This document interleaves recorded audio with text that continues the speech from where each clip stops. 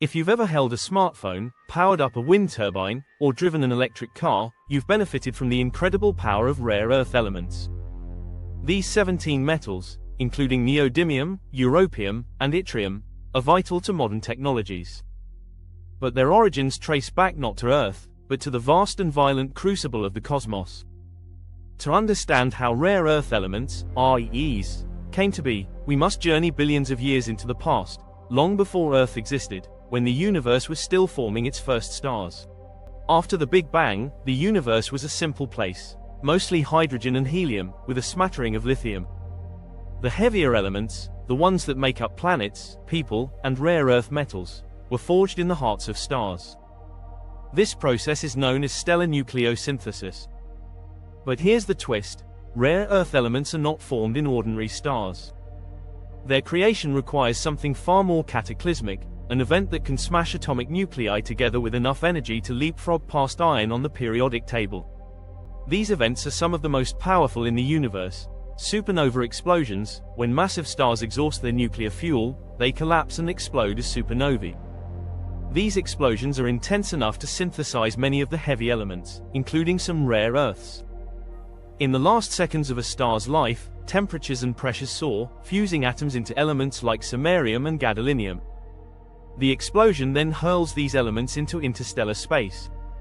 Neutron star mergers. Even more exotic is the collision of neutron stars, ultra-dense remnants of supernovae. These titanic mergers unleash a process called rapid neutron capture, or the R process. This is the primary forge for the heaviest REEs like europium and terbium. Observations of neutron star collisions, especially the spectacular event GW170817 detected by LIGO in 2017, confirmed that these cosmic dances are factories for rare earths. Once these precious atoms were scattered across the galaxy, they mixed with clouds of gas and dust. Over time, gravity sculpted these clouds into new stars and planetary systems, including our own solar system, about 4.6 billion years ago. In the cold, dark nebula that birthed the Sun, dust grains infused with REEs clumped together into planetesimals, small rock and metal bodies that eventually grew into planets. But even then, the journey of REEs was far from over.